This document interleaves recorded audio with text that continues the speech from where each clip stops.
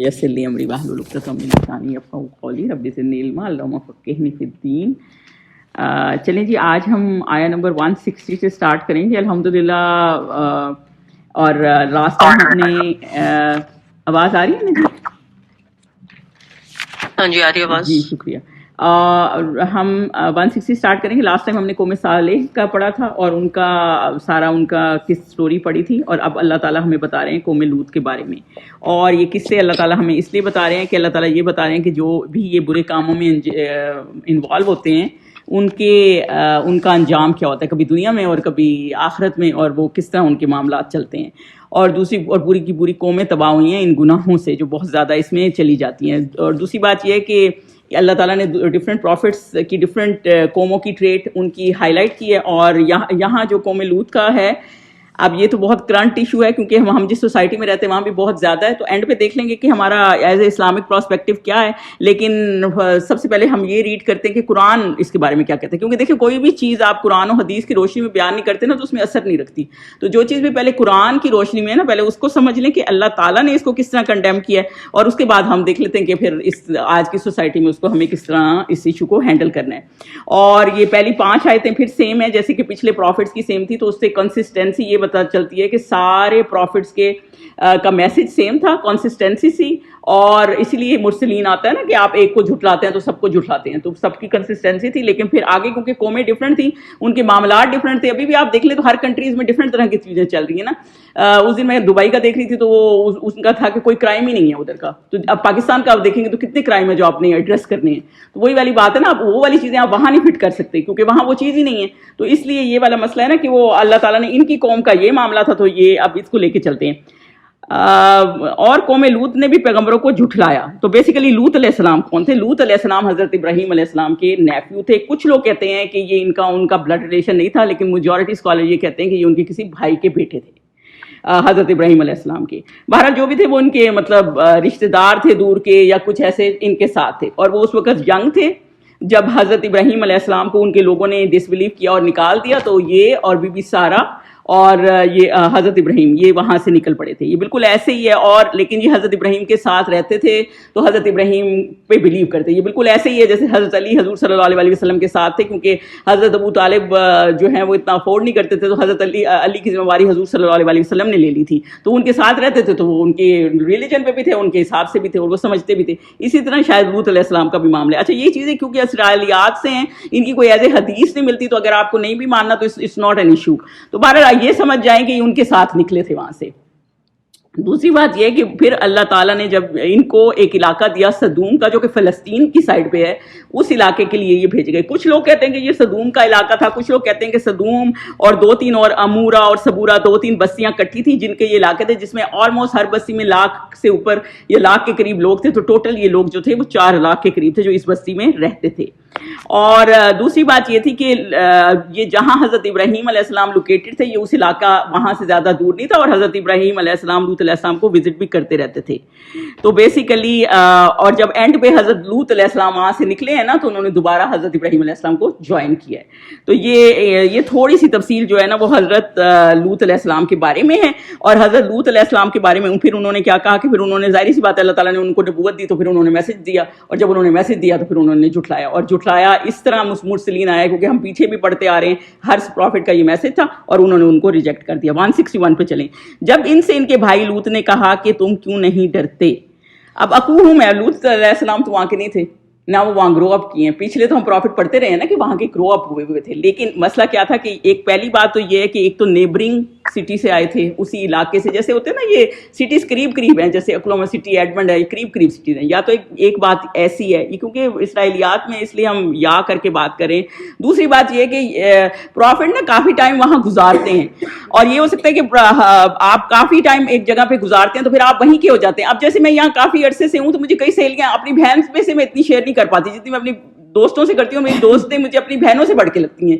تو وہی والی بات ہے نا, اخوہم, بالکل ان کو بھائی کی طرح ان کا ایک کلچر ڈیولپ ہو جاتا ہے نا. آپ کو بھی اندازہ ہوگا, اسپیشلی باہر کے ملکوں میں یہ معاملہ بہت ہے کہ بہت سی چیزیں کیونکہ فیملی دور ہوتی ہیں تو آپ کے فرینڈز ہی آپ کی فیملی بن جاتے ہیں اور وہی آپ کے بہن بھائیوں کی طرح ہوتے ہیں. تو وہ اس حساب سے اللہ تعالیٰ نے کہا. اور یا یہ کہ یہ کافی عرصہ وہاں پہ رہے اور ان کے ساتھ کافی انٹریکشن ہو گیا اور وہ اچھی طرح ان کو سمجھتے تھے کہ ان کی نیچر کیا. اب یہاں پہ کوئی بھی عورت ہے جن کو میں اچھے سے جانتی ہوں, جیسے میں 11-12 سال سے ہوں, 12 سال سے کئی لوگ ہیں جن کو 12 سال سے جانتی ہوں, تو مجھے پتہ ہے ان کا کیا طریقہ ہے, وہ کتنے آنیسٹ ہیں, وہ کتنے ٹرسٹیبل ہیں, تو اور کون نہیں ہے. تو یہ آپ کو نا یہ چیزیں سمجھ آ جاتی ہیں. تو یہ اس طرح سے لوط علیہ السلام کا, کیونکہ ہر پروفٹ آنیسٹ تھا تو اللہ تعالیٰ نے ان کا بھی وہ بٹھایا ہوا ہوگا. اور وہ ان کے بھائی لوط نے ان کو کہا کہ کیا تم اللہ سے نہیں ڈرتے. تو سب سے پہلے تو یہی مسئلہ ہوتا ہے نا کہ آپ نے میسج جب ڈلیور کرنا ہوتا ہے, جب بھی کوئی چیز دینی ہوتی ہے, تو پھر آپ نے ان کو اللہ کا ڈر دلانا ہوتا ہے. کیونکہ جب اللہ کی معاملہ نہیں آئے گا تو بیچ میں کچھ رہ نہیں جائے گا. بندوں کا ڈر تو کچھ رہتا نہیں ہے نا, ہم بندوں سے بندوں کو ڈراتے رہتے ہیں کہ اس کو یہ لگ جائے گا, اس کو وہ ہو جائے گا.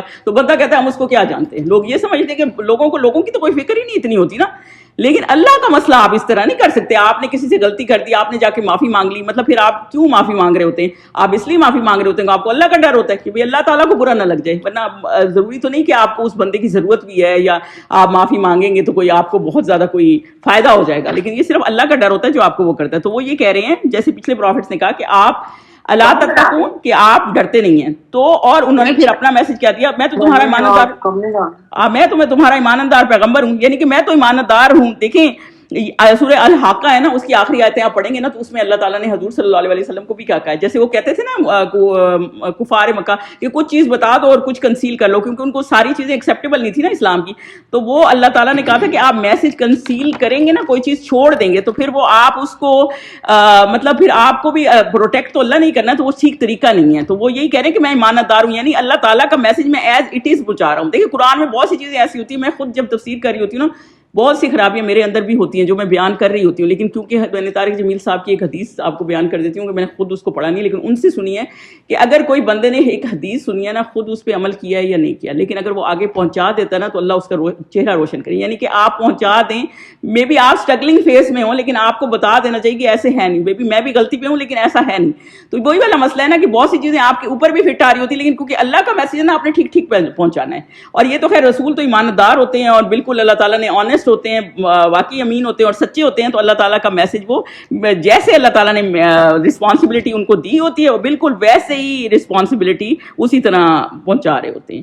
اور اس کے بعد انہوں نے کیا کہا, تو خدا سے ڈرو اور میرا کہا مانو, یعنی کہ اللہ تعالیٰ سے ڈرو یعنی تقوی اختیار کرو اور میرا کہا مانو, یعنی کہ قرآن و حدیث اور سنت کے حساب سے چلو اور میری اطاعت کرو. یعنی وہ یہ کہہ رہے ہیں کہ مجھے اللہ تعالیٰ کے درمیان اور بندے کے درمیان جو ریلیشن بلڈ کرنے کو اسٹرینتھ جو اسٹرانگ کرتا ہے نا, وہ رسول کا ایک طریقہ ہے, ایک نبی کا طریقہ ہے. کچھ لوگ جیسے کہتے ہیں آج کل ہم سنت کو نہیں مانتے, یہ آپ کا ریلیشن اللہ تعالیٰ سے تبھی اسٹرانگ ہوگا نا آپ سنت کے حساب سے چلیں گے, کیونکہ وہ اللہ کے احکامات کے مطابق ہی چل رہے ہوتے ہیں جو نبی ہوتے ہیں, اور آپ کو وہ یہ طریقہ بتا رہے ہوتے ہیں کہ اللہ تعالیٰ کا کیا پسندیدہ طریقہ ہے, کیونکہ نبی تو اللہ کے پسندیدہ طریقے کے حساب سے چل رہے ہوتے ہیں نا. تو آپ اللہ کے پسندیدہ طریقے کے حساب سے چلیں گے نا, تو اسی لیے کہا گیا ہے کہ میرا کہا مانو. جو بھی حضور صلی اللہ علیہ وسلم کی کوئی حدیث سنتا ہے اور اس کو فالو کرتا ہے, تو وہ سمجھے وہ اسی لیے فالو کر رہا ہوتا ہے نا کہ وہ اللہ کو خوش کرنا چاہ رہا ہوتا ہے. اور حضور صلی اللہ علیہ وسلم کے جتنے بھی ایکشن تھے وہ اللہ کو خوش کرنے کے مطابق تھے نا.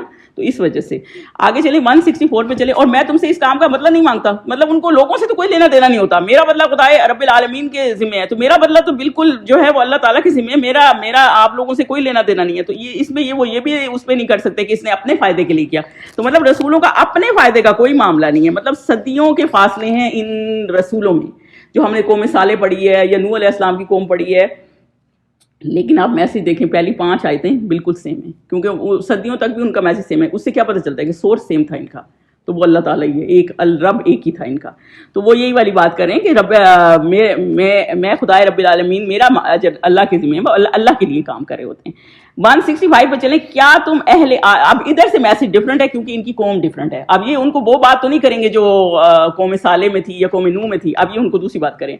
کیا تم اہل عالم میں سے لڑکوں پر مائل ہوتے ہو. اب یہ دیکھیں یہ والا معاملہ جو ہے نا, ایشو. کچھ لوگوں کا یہ ہوتا ہے کہ کمیونٹی میں یہ ایشو بہت ہائڈ کر کے کریں کہ بچے وہ عورتیں بیٹھی ہوتی ہیں تو آپ یہ نہیں کر سکتے. لیکن آج کل کا دور کیا ہے, میری ایک دوست ہے عرب ہے, وہ ایلیمنٹری اسکول میں کر رہی ہوتی کام کر رہی ہے, اور وہ کیا کہتی ہے کہ ایون 2nd گریڈ کی بچی آ کے مجھے کہہ دیتی ہے کہ میں, مطلب سپوز کہ اس کا نام ایملی ہے اور وہ کہہ دیتی ہے کہ میں آئی فیل لائک جان, تو جسٹ کال می جان.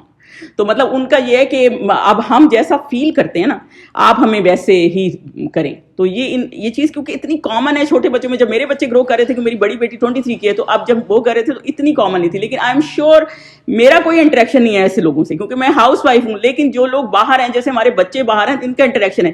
تو ان چیزوں کو ایڈریس کرنا اس لیے ضروری ہوتا ہے کیونکہ دیکھیں قرآن اور سنت اس لیے آیا نا کہ آپ اس چیز سے بچیں. آپ کیونکہ اس سوسائٹی میں ہر جگہ پھیل چکا ہے, ایون مسلمان کنٹریز بھی اس سے باہر نہیں ہیں, ایون مسلم گے کلب بنائے ہوئے ہیں ایون دبئی میں بھی.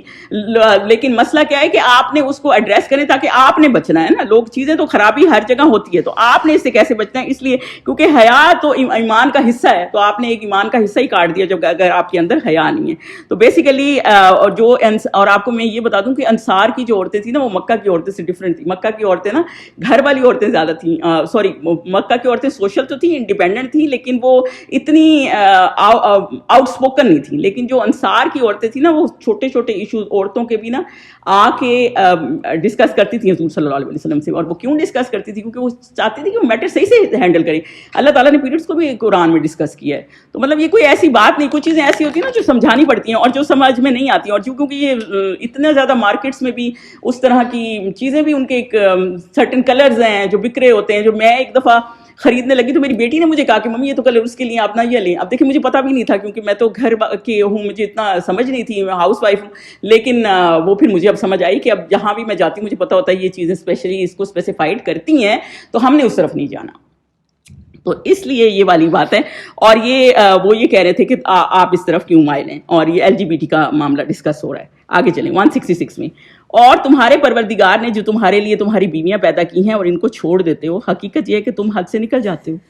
تو بیسیکلی وہ اس میں یہ کہا جا رہا ہے کہ آپ کے اللہ تعالیٰ نے آپ کے لیے ایک دنیا کا ایک سسٹم بنا ہوا ہے نا. تو اللہ تعالیٰ نے یہ بتایا کہ آپ جو یہ معاملے کرتے ہیں اور اپنی فیملیز بنتی ہے نا, جو وائف ہوتی ہے فیملی, اللہ تعالیٰ نے جوڑے بنائے ہیں. حضرت آدم بھی جب آئے تھے تو بی بی حوا ہی ساتھ آئی تھی نا.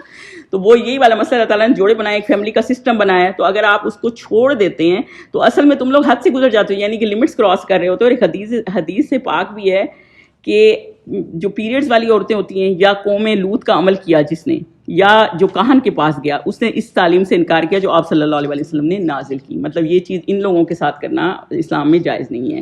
اور حضور صلی اللہ علیہ وسلم کی ایک اور حدیث پاک بھی ہے کہ میری امت سے سب سے زیادہ خوف ہے کہ وہ قوم لوط کے عمل پہ نہ چلے جائیں. اور جو یہاں جو یہ ہے کہ یہ عمل نیچرل ہے یا آپ کی فیلنگ ہے, دیکھیں فیلنگ کی آپ کو کوئی سزا نہیں ہے. ابھی میں یہاں الکوہل کی بوتل پڑی ہوتی ہے اور میرے دل میں خیال آ جاتا ہے کہ یہ یمی ہوگی. ظاہر بات ہے لوگ اتنا پی رہے ہیں, یمی ہی ہوگی شاید. لیکن مسئلہ یہ ہے کہ وہ اس کا کوئی مجھے گناہ نہیں ہے. لیکن اگر میں اٹھا کے پی لیتی ہوں نا تو مجھے اس کا گناہ ہے. کیونکہ میں نے کیوں نہیں پینی, کیونکہ یہ اللہ تعالیٰ کا احکامات نہیں ہے, اللہ تعالیٰ نے اس کو حرام کیا ہوا ہے. تو اس وجہ سے یہ بات وہ ان کو کر رہے ہیں. اور اس کی سزا جو اسلام میں ہے, ویسے تو اسلام میں اگر باز نہیں آتا تو اس کی سزا قتل ہے. لیکن اگر کوئی توبہ کر لیتا ہے نا تو پھر اس کو حد میں جانے کی ضرورت نہیں ہے, اور پھر آپ اس کو چھوڑ دیں اور تانے بھی نہ ماریں. تو یہ والا معاملہ ہے. اور آگے ہم اس کو ڈیٹیل سے ڈسکس کرتے ہیں. بس میں اس کو ابھی اس طرح پڑھی ہوں کہ تاکہ آپ کو بیس سمجھ آ جائے کہ قرآن نے اس کو کس طرح کنڈیم کیا ہے کہ آپ یہ نہیں کرتے, اور حضرت لوط علیہ السلام ان کو یہ کہہ رہے ہیں کہ آپ حد سے گزر رہے ہیں. اور کہنے لگے اچھا آپ دیکھیں نارملی کیا تھا کہ ہم جب قوم صالح کا پڑھے تھے تو وہ آگے سے ڈسکس کر رہے تھے کہ اچھا کوئی میریکل دکھاؤ, یہ بتاؤ وہ بتاؤ. یہ کیا کریں, یہ سیدھے ان کو کنڈیم کرے ہوئے, اتنی زیادہ برائی میں کرے ہوئے پڑے ہوئے کہ سیدھے کہنے لگے. اور کہنے لگے کہ تم اگر تم باز نہ آؤ گے نا تو شہر بدر کر دی جاؤ گے. یعنی کہ اگر تم نہیں کرو گے, ایک تو چوری اوپر سے سینہ چوری, یعنی کہ اگر تم نہیں کرو گے تو تمہیں یہاں سے نکال باہر کریں گے. مطلب وہ یہ نہیں سمجھ پا رہے کہ جو ہے میسج آپ سنیں یا ابھی اور ایکسپلینیشن مانگیں یا وہ مزید ڈیٹیل کریں, لیکن مطلب وہ سننا ہی نہیں چاہ رہے. مطلب اتنے سنفل ہیں. مطلب بعض بار ایسا ہوتا ہے نا کہ ہم جیسے نصیحتیں سننا ہی نہیں چاہ رہے ہوتے, ہمارے لیے سننا ہی برا ہے کیونکہ ہم خود اس چیز میں پڑے ہوئے ہیں. تو بیسیکلی یہ اللہ تعالیٰ یہ بتا رہے ہیں کہ حضور صلی اللہ علیہ وسلم کے ٹائم بھی کیا تھا, ابو جہل وغیرہ میسج سمجھتے تھے, وہ ان کو پتا تھا کہ حضور صلی اللہ علیہ وسلم صحیح ہیں, لیکن وہ یہ سننا نہیں چاہ رہے تھے کیونکہ وہ چاہتے تھے ہم کیوں چینج ہو ان کی وجہ سے, یہ کون ہے ہمیں بتانے والے, ہم کیوں سمجھے یہ بات پہ.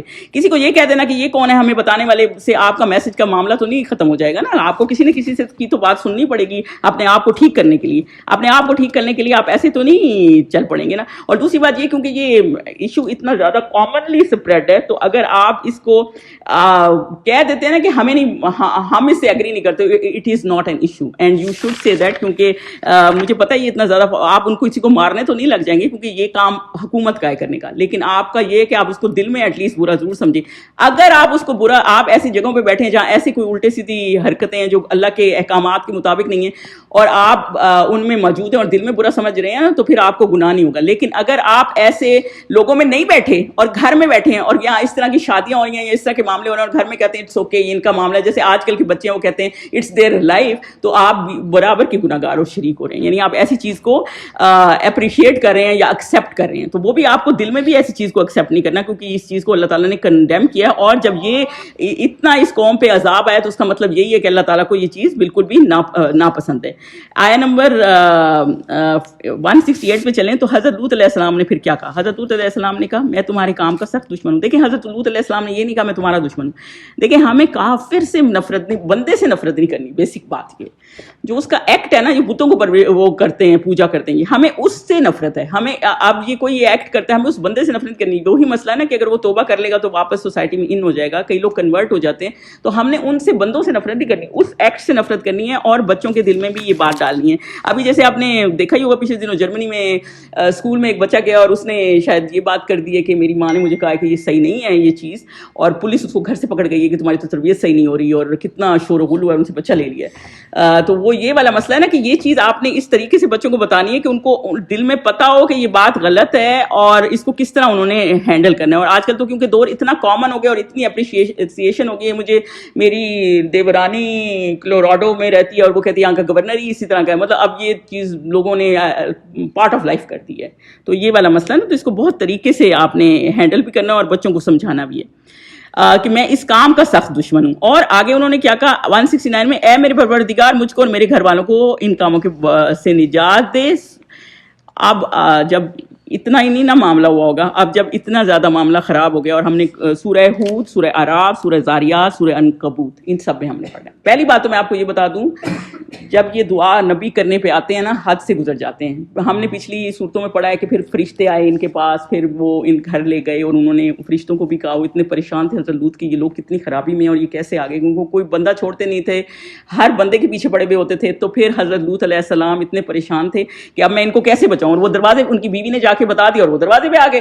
اور جب وہ دروازے پہ ڈھول ڈھمکے لے کے آ گئے تو پھر حضرت لوط علیہ السلام کے پاس کوئی چارہ نہیں رہا. اور جب آپ کے پاس کوئی چارہ نہیں رہتا تو پھر آپ کیا کرتے ہیں, پھر آپ دعا مانگتے ہیں اور اللہ تعالیٰ سے مدد مانگتے ہیں. تو پھر انہوں نے دعا مانگی ہے میرے پروردگار کہ میرے گھر والوں کو ان کاموں والوں کو ان کے کاموں سے نجات دلا, کہ اللہ تعالیٰ مجھے بچائے. یعنی کہ اللہ تعالیٰ ہی ہے جو آپ کو بچائے گا اور ان سے کام کرے گا. پہلی بات آپ کو یہ بتا دوں, ان کا صرف گناہ یہ نہیں تھا, مطلب یہ تو ایک گناہ تھا جو ہائی لائٹ ہوا اس قوم کا. دوسری بات یہ کہ سورہ ہود پڑھیں گے نا آپ, تو اس میں آپ کو پتہ چلے گا کہ یہ بلیور بھی نہیں تھے, شرک بھی کرتے تھے. جتنی بھی قومیں ہم نے پیچھے پڑھی ہیں نا ان کی پرابلمز اور بھی تھے, لیکن وہ شرک بھی کرتے تھے, they were not believer. مطلب عذاب اس لیے بھی آیا کہ they were disbelievers. دوسری بات یہ تھی کہ کیونکہ سورہ زاریات کی 35-36 آیت پڑھیں گے نا, تو اس میں کیا لکھا ہوا ہے کہ ہم نے بلیورز کو ٹاؤن سے نکال دیا. یعنی کہ جو حضرت لوط علیہ السلام کے ساتھ نکلے ہیں نا وہ بلیور تھے, اور جو پیچھے رہ گئے تھے وہ ڈس بلیور تھے. مطلب یہ تو بیسیکلی یہ پنشمنٹ جو ہے نا شرک کی وجہ سے بھی آئی. اور دوسرا یہ کہ جب اللہ تعالیٰ کا آپ دین اپنا لیتے ہیں اور پھر اللہ تعالیٰ کے احکامات نہیں مانتے نا, تو پھر اس کے اوپر اور ہی زیادہ پنشمنٹ تھی. آگے پھر انہوں نے کہا اے میرے پروردگار نجات دے. پھر آگے کیا, سو ہم نے, پھر اللہ تعالیٰ نے ان کو اور ان کے گھر والوں کو سب کو نجات دی, مگر ایک بڑھیا پیچھے رہ گئی. تو اب یہ ہوا کہ جب وہ فرشتے آ گئے اور انہوں نے بتایا تو اللہ تعالیٰ نے پھر ان کو نجات دی, کیونکہ وہ فرشتے آئی حضرت لوط علیہ السلام کو بچانے کے لیے تھے. اور ہم نے قرآن میں پڑھا ہے, دیکھیں حضرت لوط علیہ السلام کی فیملی میں نا 4 لوگ تھے ٹوٹل, جن میں ایک ان کی وائف تھی, 2 ان کی بیٹیاں تھیں. وائف کا کیا مسئلہ تھا, اب میں آپ کو یہ بتا دوں, وائف ان چیزوں میں انوالو نہیں تھی. وہ اس طرح کی نہیں تھی کہ خود اس طرح کے کام کرتی تھی, لیکن وہ ان کو اوکے اپریشیٹ کرتی تھیں اس طرح سے کہ وہ ان کے خلاف نہیں تھیں.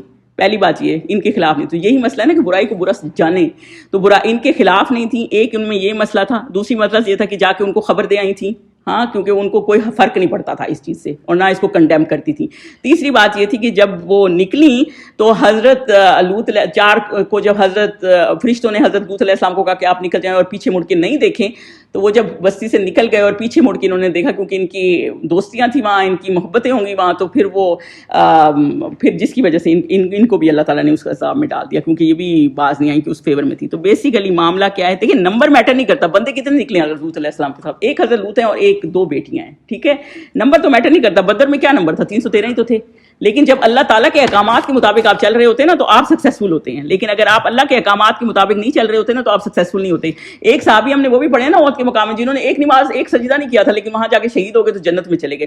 عبداللہ بن ابی نے کتنی نمازیں پڑھی حضور صلی اللہ علیہ وسلم کے پیچھے, خطبہ تک سنتا تھا وہ حضور صلی اللہ علیہ وسلم کا, لیکن وہ نہیں بخشا جائے گا اسی وجہ سے کہ منافق تھا.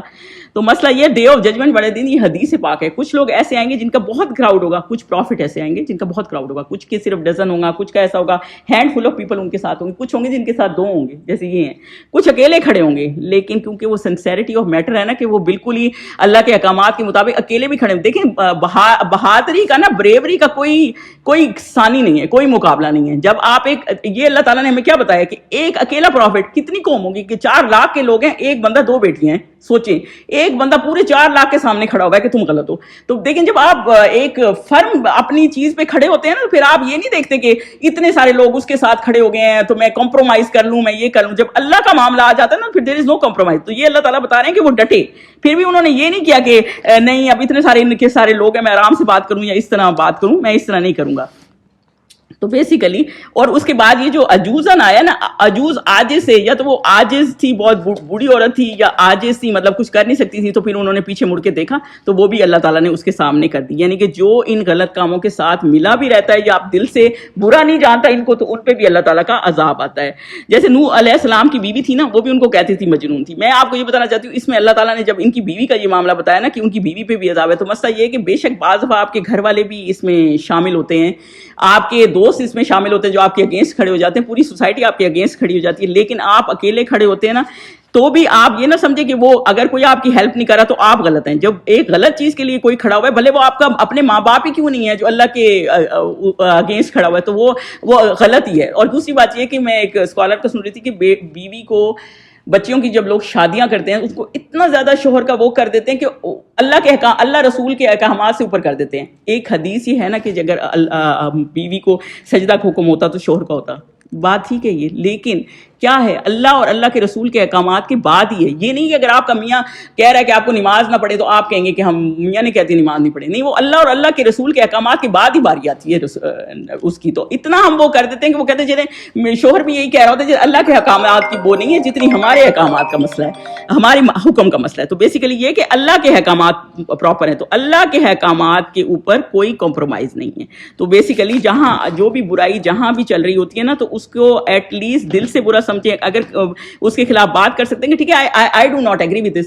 میں عمر سلیمان کا سن رہی تھی نا, تو کسی نے اس سے پوچھا کہ تم اس کو سپورٹ کرتے ہو, کیونکہ کئی لیڈر ہوتے ہیں نا کہ پولیٹیکلی یا اس طرح. تو وہ یہ کہنے لگا کہ میں مطلب ایک جگہ بہت وہ پچھتایا کہ بعض دفعہ میں کہیں, کیونکہ عمر سلمان بہت زیادہ ایکٹیوسٹ ہے تو وہ کھڑا ہو جاتا ہوں تو لوگ اپنے ایشوز لے کے آ جاتے ہیں اور ساتھ یہ, تو مجھے ہوتا ہے کہ یہ میں تو اس چیز کو سپورٹ نہیں کرتا نا, تو میں ادھر کھڑا نہیں ہو سکتا. تو جب آپ ڈاکٹر عافیہ صدیقی کا نکالنے لگے نا جلسہ جلوس, تو جو لائرز ہم ہائر کر رہے تھے تو وہ لائرز بھی ظاہر ان چیزوں کے لیے بھی لڑتے رہتے ہیں کیونکہ ان کو بھی اپنے رائٹس کا مسئلہ ہوتا ہے.